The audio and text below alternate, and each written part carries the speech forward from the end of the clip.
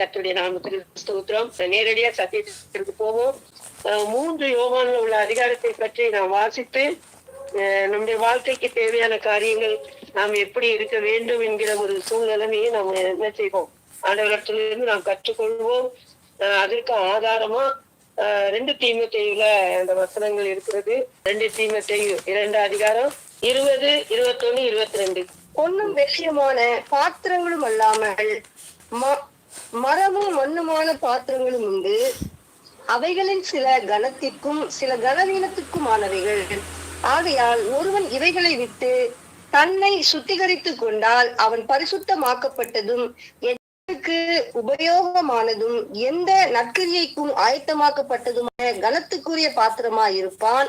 அன்றியும் பாலியத்துக்குரிய இச்சைகளுக்கு நீ விலகியோடி சுத்த இருதயத்தோட கர்த்தரை தொழுது கொள்ளுகிறவர்களுடைய நீதியையும் விசுவாசத்தையும் அன்பையும் சமாதானத்தை அடையும்படி நாடு. ஆமென்.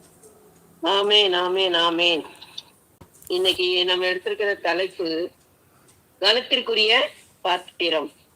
கனத்திற்குரிய பாத்திரம்னா ஆண்டவருடைய பார்வையில நாம் நம்முடைய என்ன செய்திருக்கிறாரு, அவருடைய சாயலாகவே படைத்து மனிதனை உருவாக்கி அவருடைய சாயலை நம்மைய அவரை போல் ஆக்கி அவருடைய ஜீவ சுவாசத்தை நமக்கு என்ன செய்திருக்கிறாரு, ஊதி இருக்கிறாரு.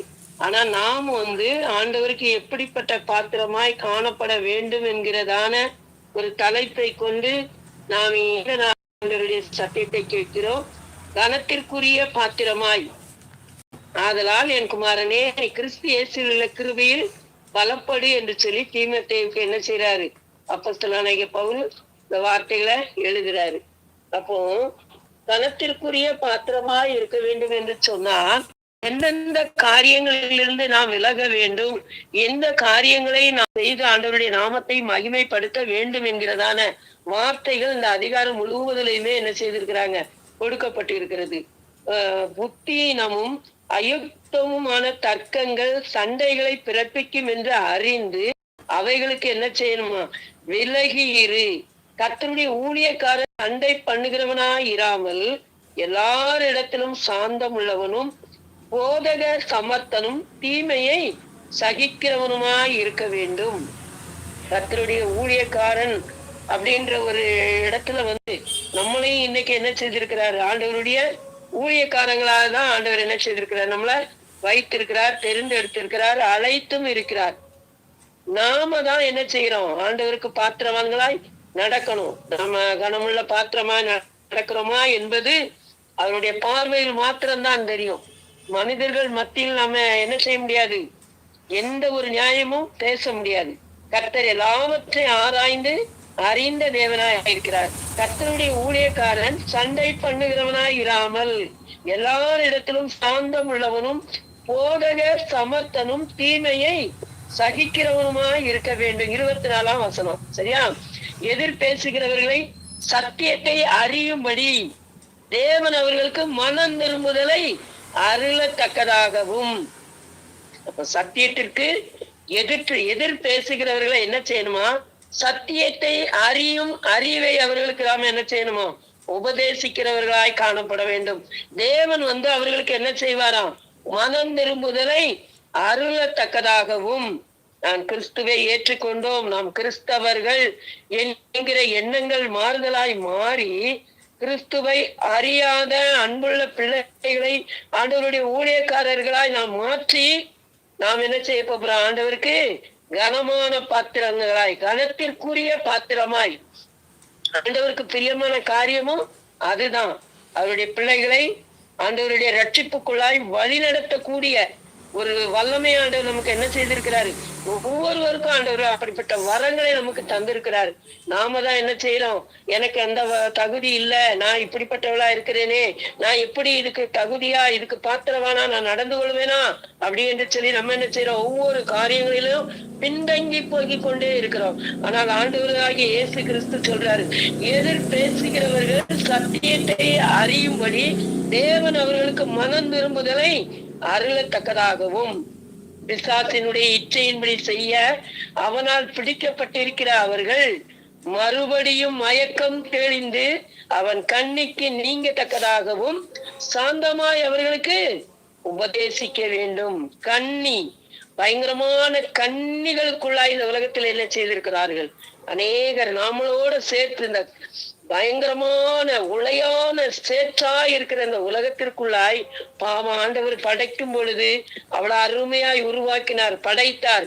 ஆனா மனிதர்களாகிய நம்மளை மனுமக்களை உருவாக்கி இந்த உலகத்துல எல்லாவற்றையும் ஆண்டு கொள்ளுங்கள் என்று சொல்லி இந்த மக்கள் உரிமையை கொடுத்தாரு. ஆனால் இந்த மனிதர்களாகிய நாம் ஆண்டவருடைய வார்த்தைக்கு கீழ்ப்படிந்து நடந்து இப்படிப்பட்ட கன்னிகளுக்கு பழைய ஏற்பாட்டு காலத்தின் காரியங்களை பார்க்கணும். புதிய ஏற்பாட்டத்தின் காலத்திலே பிசாசானவனுடைய இச்சையின்படி செய்ய அவனால் பிடிப்பட்டிருக்கிறார்கள். மறுபடியும் மயக்கம் தெளிந்து அவன் கண்ணிக்கு நீங்கத்தக்கதாகவும் சாந்தமாய் அவர்களுக்கு என்ன செய்ய வேணுமா? உபதேசிக்க வேண்டும், உபதேசிக்க வேண்டும். மேலும் கடைசி நாட்களில் கொடிய காலங்கள் வரும் என்று அறிவாயாக. இந்த கொடிய காலத்தில் இருந்து கொண்டிருக்கிறோம் காலங்கள். இனி காலம் செல்லாது, ஆண்டவருடைய வருகை அது சீக்கிரமா இருக்கும். அப்படியானால் நம்மளை ஊழியக்காரராய் மாற்றின தேவனாகிய கர்த்தருடைய ஊழியக்காரன் எப்படி இருக்க வேண்டும்? சமாதானம் உள்ளவர்களாய், சாந்தம் உள்ளவர்களாய், போதக சமர்த்தனாய், தீமையை சகிக்கிறோம். பெரிய ஒரு பொறுப்பை நம்ம இடத்துல ஆண்டவர் என்ன செய்தாரு? எதிர்பார்க்கிறார். அவர் நமக்கு தந்திருக்கிறார். என்னுடைய கட்டளைகளை கை கொண்டு அவைகளை கை கொண்டு நடப்பீர்களே ஆனால் அப்படின்னு சொல்லி நம்மளுக்கு ஒரு புத்திர சுவிகாரத்தை நமக்கு என்ன செய்திருக்கிறார்? அவரு தந்திருக்கிறார். அவருடைய பிள்ளைகளா நம்மளை என்ன செய்யறார்? ஆண்டவராக இயேசு கிறிஸ்து முத்திரித்திருக்கிறார், முத்திரித்து வைத்திருக்கிறார். நாம அப்போ சாந்தமுள்ளவர்களாய் இருக்கணும், போதக சமர்த்தனாய் இருக்கணும், தீமையை சகிக்கிறவனுமா இருக்க வேணும். இந்த உலகத்தின் கன்னிகளுக்கு என்ன செய்யணும்? பிள்ளைகளை எதிர்பேசுகிறவர்கள், அதாவது நம்ம இன்னைக்கு சத்தியத்தை பற்றி ஆண்டவருடைய வார்த்தையை பற்றி ஒரு மக்களுக்கு சொல்லும் பொழுது அவர்கள் எத்தனையோ கேள்விகள் நம்மளை என்ன செய்வாங்க? திரும்பி கேட்பாங்க. ஆனா எதிர்பேசுகிறவர்கள் சத்தியத்தை அறியும்படி தேவன் அவர்களுக்கு மனம் திரும்புதலை அருளத்தக்கதாகவும், ஆண்டவராக இயேசு கிறிஸ்து என்ன செய்வாரு? மனம் திரும்புதலை அருளத்தக்கதாகவும் பிசாசானவனுடைய இச்சையின்படி செய்ய அவனால் பிடிப்பட்டிருக்கிற அவர்கள், பிசாசானவனுடைய இச்சையின்படி செய்ய அவனால் பிடிப்பட்டிருக்கிற அவர்கள் மறுபடியும் மயக்கம் தெளிந்து, இந்த உலகத்தின் எல்லா மயக்கத்தினால நிறைந்திருக்கிற அந்த கண்கள், அவருடைய கண்கள் தெளிவானாதான் என்ன செய்ய முடியுமா? அந்த கண்ணிக்கு நீங்கத்தக்கதாகவும் சாந்தமாய் அவர்களுக்கு உபதேசிக்க வேண்டும். அப்படிப்பட்ட உபதேசம் பண்ணும் பொழுதுதான் ஆண்டவர் சொல்கிறாரு, கனத்திற்குரிய பாத்திரமா நம்மளை என்ன செய்திருக்கிறாரு? வைத்திருக்கிறாரு. 19ஆம் வசனம் யாராவது ஒரு ஆள் படிக்கிறீங்களாமா? ஆகிலும் தேவனுடைய உறுதியான அஸ்திவாரம் நிலைத்திருக்கிறது. கர்த்தர் தம்முடையவர்களை அறிவார் என்பதும், கிறிஸ்துவின் நாமத்தை சொல்லுகிற எவனும் அநியாயத்தை விட்டு விலக கடவன் என்பதும் அதற்கு முத்திரையாய் இருக்கிறது. ஆமென். கர்த்தர் தம்முடையவர்களை அறிவார் என்பதும், கிறிஸ்துவின் நாமத்தை சொல்லுகிற எவனும் அநியாயத்தை விட்டு விலக கடவன் என்பதும் அதற்கு முத்திரையா இருக்கிறது. இப்படி அந்த எல்லா சூழ்நிலைகளிலிருந்து ஆண்டவர் நம்மளை என்ன செய்யறாரு? விலக செய்கிறார். நாம விலகி இருக்கிறோம். எவ்வளவோ ஆண்டவருக்கு கீழ்ப்படுகிறோம். ஆண்டவருடைய வார்த்தைகளுக்கு, அவருடைய சட்டத்திற்கு நாம் கீழ்ப்படுகிறோம். நம்மை போல உள்ள மக்களை ஆண்டவருடைய சமூகத்திற்கு நேரா என்ன செய்யணும்? அவருடைய உபதேசங்களை சாந்தமாய் அவர்களுக்கு எடுத்துரைத்து இந்த உலகத்தின் மயக்கங்கள் தெளிந்து கிறிஸ்துவனுடைய சிந்தை அவருடைய சிந்தைகளுக்குள்ளாய் காணப்படும்படியாய் நம்முடைய உபதேசமானது நிலைத்திருக்கணும். அப்படிப்பட்ட ஒரு சூழ்நிலைமை ஆண்டவர் நமக்கு என்ன செய்வாரு? தருவார். 3 யோவான், இது நமக்கு வேதாகம பகுதியில வேதத்தை ஆராய்வேன் என்ற தலைப்புல நமக்கு கொடுத்திருந்தாங்க. அப்ப நான் படிக்கும் பொழுது எனக்கு ரொம்ப மிகவும் அது ஒரு பிரயோஜனமா இருந்தது. அப்போ மூப்பனாகிய நான் சத்தியத்தின்படி நேசிக்கிற பிரியமான காயுவுக்கு எழுதுகிறதாவது, நிறைய வசனங்கள் எழுதி வச்சிருக்கிறேன். ஆனா எனக்கு சொல்றதுக்கு நேரம் இல்ல. கடவுளுக்கு சித்தமானால் 100 நேரம் நம்ம என்ன செய்யலாம்? அத தியானிக்கலாம். இதுல வந்து எத்தனை பேர் வராங்க சொல்ல முடியுமா? 3 யோவான்ல எத்தனை பேர் வராங்க? நிறைய பேர் வர்றாங்க. காயு நிறைய வர்றாரு. பேர் வராங்க. ம். அதுல தேமேத்ரியு. 4 கதாபாத்திரங்கள் வராங்க. அதுல தேமேத்ரியு 4 பேரையும் தேமேத்ரியு தேமேந்திரியு, காயு, அப்புறம் இன்னும் இன்னும் பொறுமையா, பொறுமையா. தியோத்ரேப்பு 3 பரிசு உண்டு, கண்டிப்பா பரிசு உண்டு. தீமோத்தேயு தீமோத்தேயுவா யாருமா? தீமோத்தேயுவாமா? இல்ல, ஃபர்ஸ்ட்ல இருக்குதுலாமா, மூப்பனாகிய நான். மூப்பனாகிய நான் சத்தியத்தின்படி நேசிக்கிற யோவான் தானே அவரு? ஆமா, யோவான். ஆமா ஆமா ஆமா. அக்கா பேர் தெரியும், யார் சொன்னது? தியோத்திரா. அது வந்து 9வது வசனத்துல இருக்கு. தியோத்ரேப்பு. 12வது வசனத்துல தேமேந்திரியு. தேமேத்ரியு கரெக்ட். சூப்பர். அது ஜீவலாமா அந்த இது ஃபர்ஸ்ட்ல சொன்னாங்க. இதுல 2 நீ சொல்லிட்டா, கரெக்டாமா? ஆமா. 2 பேரும் ஆண்டவருடைய கிருபையினால பிரைஸ் ஷேர் பண்ணிக்கிறோம். இருக்குது. ஆமா, கண்டிப்பா பரிசு உண்டு. சரியா? நன்றி நன்றிமா. தாகத்தோடு அந்த வேத வசனங்களை வாசிக்கும் பொழுது ஆவியான மூப்பனாகி நான் சத்தியத்தின்படி நேசிக்கிற பிரியமான காயுவுக்கு எழுதுகிறதாவது, அவர் என்ன செய்யறாரு? லெட்டர் தானமா எழுதுறாரு. பிரியமானவனே, ஆமென் ஆமென். உன் ஆத்துமா வாழ்கிறது போல நீ எல்லாவற்றிலும் வாழ்ந்து சுகமாய் இருக்கும்படி வேண்டுகிறேன். ஒரு ஊழியக்காரங்க என்ன செய்யறாங்க? வாழ்த்துறாங்க அந்த மகனை. அப்ப அந்த மகன் வந்து ஊழியக்காரங்களுக்கு எப்படி பட்டவங்களா காணப்பட்டிருப்பாங்க? அவங்க சகோதரர் வந்து நீ சத்தியத்தில் நடந்து கொள்கிறாய் என்று உன்னுடைய உண்மையை குறித்து சாட்சி கொடுத்த போது மிகவும் சந்தோஷப்பட்டேன். இந்த காய்வோன்றவங்க வந்து இந்த ஊழியக்காரங்களை உபசரிக்கிறதுல மிகவும் ஒரு உண்மையுள்ள மகனாய், ஊழியக்காரங்களை நேசிக்கிற மகனாய், கரெக்ட், அப்படிப்பட்ட ஒரு மகனா அந்த காயும் என்ன செய்யறாங்க? அது வசனம் இருக்கு, நேரம் இல்ல, அதனால நான் விட்டுருந்தேன். அப்படி அந்த மகனுடைய அன்பானது ஊழியக்காரர் பிள்ளைகளை, ஆண்டவருடைய ஊழியத்தை செய்கிற பிள்ளைகளை நேசிக்கின்ற ஒரு மகனாய் இந்த காயும் என்ன செய்யறாரு? காணப்படுறாங்க. அடுத்தது வந்து நம்ம 3வது தியோத்ரேப்பு, அவங்க வந்து எப்படிப்பட்டவங்களா காணப்படுறாங்க சொல்ல முடியுமா? தியோத்ரேப்பு என்னன்னு இப்படிலாம் கொஸ்டின் கேட்டா என்ன பண்றது? ஒரே அதிகாரம் நம்ம. சரி, நேராவதா? அவரு இந்த தியோத்ரேப்பு வந்து முதன்மையா இருக்கணும்னு விரும்பினாரு. எல்லாருலயும் முதன்மையா இருக்கணும்னு விரும்பினாரு. முதன்மையா, ஏன்னா கேள்வி எழுதுறதே அந்த அம்மா தான். கேள்வி எழுதி நமக்கு அந்த பதிலாம் எழுதி இருக்கிறோம் இல்லையா? நிறைய பேர் எழுதி பரிசு வாங்கியாச்சு. அப்போ இந்த தியோத்ரேப்பு வந்து எங்களை ஏற்றுக்கொள்ளவில்லை.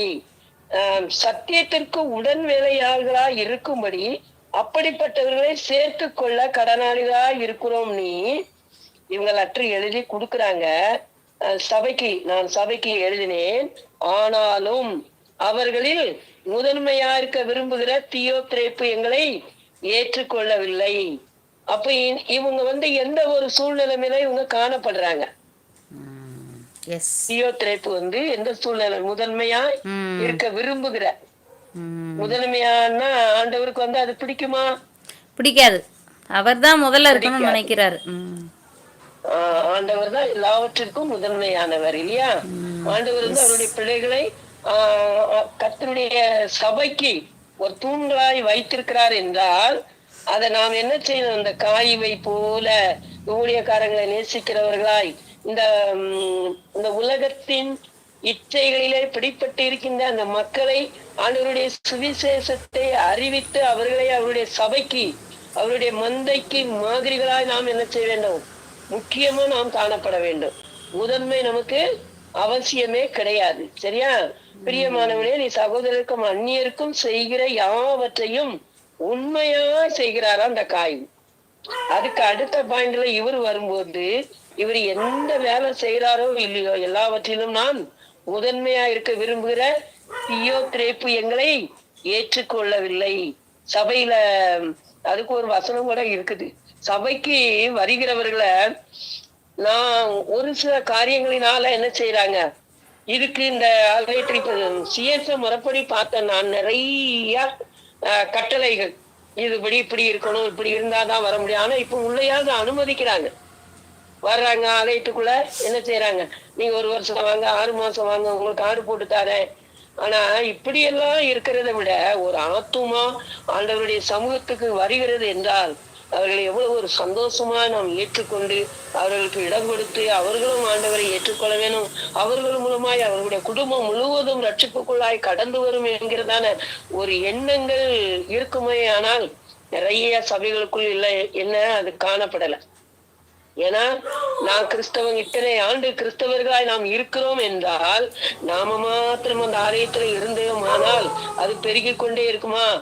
இல்ல, மற்றவர்களும் ஆண்டவராக இயேசு கிறிஸ்துவை ஏற்றுக்கொள்ள வேண்டும் என்று வாஞ்சிக்கிறதான அந்த ஆத்துமாக்களையும் நாம் என்ன செய்யணும், அவருடைய சமூகத்திற்கு கொண்டு வர வேண்டியவர்களாய் நாம் காணப்படுகிறோம். அந்த தியோத்திரேப்பு அவர்களை என்ன செய்யலாம், ஏற்றுக்கொள்ளவில்லை. ஆனபடியால் நான் வந்தால், அவர் அவ்வளவு அர்த்தமா எழுதுறாரு, ஆனபடியால் நான் வந்தால் அவன் எங்களுக்கு விரோதமாய் பொல்லாத வார்த்தைகளை அலப்பி செய்து வருகிற கிரியைகளை நினைத்துக் கொள்வேன். அவன் இப்படி செய்து வருவதும் போதாமல் தான் சகோதரனை ஏற்றுக்கொள்ளாமல் இருக்கிறதும் அன்றி ஏற்றுக்கொள்ள மனதா இருக்கிறவர்களையும் தடை செய்து சபைக்கு புறம்பே தள்ளுகிறான். அப்படிப்பட்ட ஒரு ஆத்துமாவை ஆண்டவர் நேசிப்பாரா? அது கணத்திற்குரிய பாத்திரமா? அது மாறுமா? அதை நாமும் இப்படி ஒரு சில நேரங்கள்ல என்ன செய்யறோம், காணப்படுகிறோமா அப்படிங்கும் போது ஆண்டவருக்கு நமக்கும் தான் தெரியும். அப்படிப்பட்ட சூழ்நிலையில இருந்து இந்த தியோத்திரேப்பு செய்த ஒரு சின்ன அந்த ஒரு காரியங்களை நம்முடைய வாழ்க்கையிலையும் நாமும் செய்கிறோமா என்கிறதே நாமே என்ன செய்யணும், உணர்ந்து கொண்டு அப்படிப்பட்ட காரியங்கள் நாம் செய்வோமானால் அதிலிருந்து நாம் என்ன செய்யணும், விடுதலையாகி ஆண்டவர் சொன்ன வார்த்தைகளை நாம் கை கொண்டு நடக்கணும். அடுத்த தலைவரை பார்த்தோம்னா, பிரியமானவனே நீ தீமையானதை பின்பற்றாமல் நன்மையானதை பின்பற்று. நன்மை செய்கிறவன் தேவனால் உண்டாயிருக்கிறான், தீமை செய்கிறவன் தேவனை காணவில்லை. இந்த தீமை எல்லாராலும் நற்சாட்சி பெற்றதும் அல்லாமல் சத்தியத்தாலும் நற்சாட்சி பெற்றவன்